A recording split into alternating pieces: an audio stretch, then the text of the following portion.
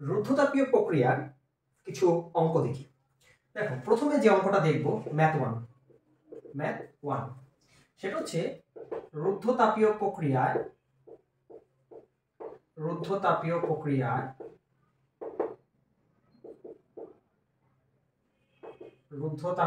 দেখা গেল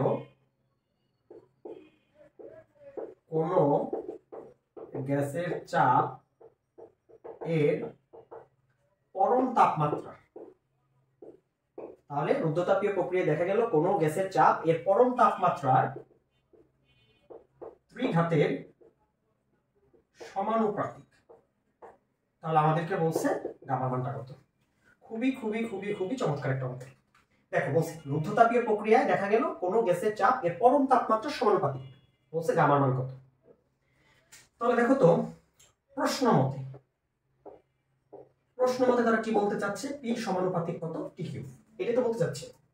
এবার আমি যদি P by T cube equal to ধ্রুবক লিখি, আশা করি মাথা ব্যথার কোনো কারণ হবে না। এবার দেখো তো রুদ্ধতাপীয় প্রক্রিয়া আমরা কি জানি? আমরা জানি না, সবাই তো জানে না, রিকশাওয়ালা তো জানে না, মানে তুমি জানো নাকি। দেখো তো রুদ্ধতাপীয় প্রক্রিয়া তুমি কি জানো? তাপমাত্রা আর চাপের মধ্যে যে একটা সম্পর্ক, কারণ এখানে দেখো চাপ আর তাপমাত্রা রিলেটেড একটা জিনিস আমাদের জানতে হবে। কোন প্রক্রিয়ায়? রুদ্ধতাপীয় প্রক্রিয়া। আমরা কি জানি? T P 1 minus gamma by gamma equal to কি, ধ্রুবক। এবার দেখো পি এর মাথার উপর কোনো পাওয়ার নাই, মানে পি এর মাথায় কোনো কি ধরনের জঞ্জাল নাই। জঞ্জাল কার মাথায়? টি এর মাথায়। কিন্তু এই সূত্রেতে দেখো পি এর মাথায় জঞ্জাল, এই পি এর মাথায় এই জঞ্জাল কি করতে হবে? আউট করতে হবে। তার জন্য কি করতে পারি? তার জন্য আমরা যেটা করতে পারি সেটা হচ্ছে আমরা পাওয়ারে গামা বাই 1 মাইনাস গামা দিয়ে কি করতে পারি বলো? গুণ দিয়ে দিতে পারি। তাহলে এই পাশে যদি দাও, এক পাশে দিবা কেন, তাহলে দুই পাশেই দাও গামা বাই 1 মাইনাস গামা। এবার খেয়াল করো, তাহলে এটা যদি করি তাহলে বিষয়টা কেমন আসবে? টির power gamma by 1 minus gamma. এবারে পি এর মাথা কিন্তু কি হয়ে যাবে? পাওয়ার লেস হয়ে যাবে, মানে কি ভারমুক্ত হয়ে যাবে।